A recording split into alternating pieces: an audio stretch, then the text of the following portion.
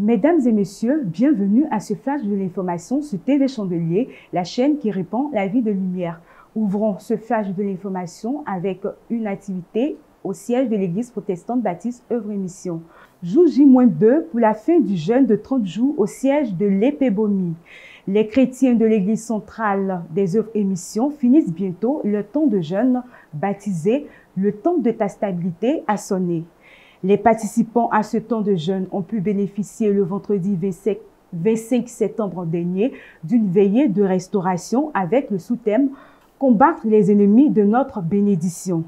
La rencontre de ce jour est dédiée aux actions de grâce en reconnaissance à l'Éternel pour son soutien et les ossements durant ce temps de jeûne. L'objectif de ces 30 jours de jeûne, faut-il le rappeler, est d'intercéder pour la stabilité de l'Église et de la nation ivoirienne.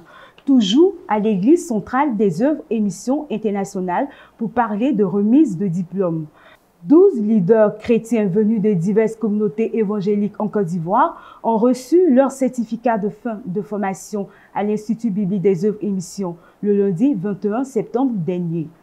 La formation, qui a duré au moins 2 semaines, a porté essentiellement sur les principes bibliques de l'administration de l'Église en vue de sa croissance.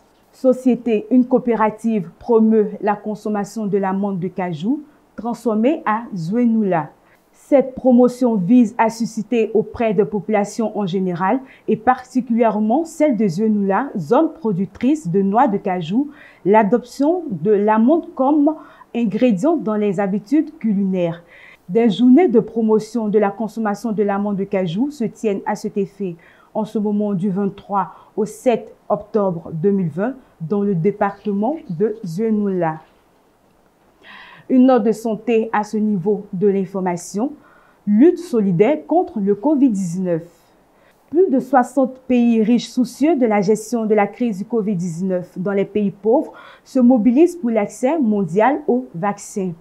Sous l'égide de l'Organisation mondiale de la santé, ces pays ont accepté de financer les doses de vaccins contre le Covid-19. Soulignons que les États-Unis et la Chine, grandes puissances économiques qui ont quitté l'OMS, ne font pas partie de ces pays mobilisés.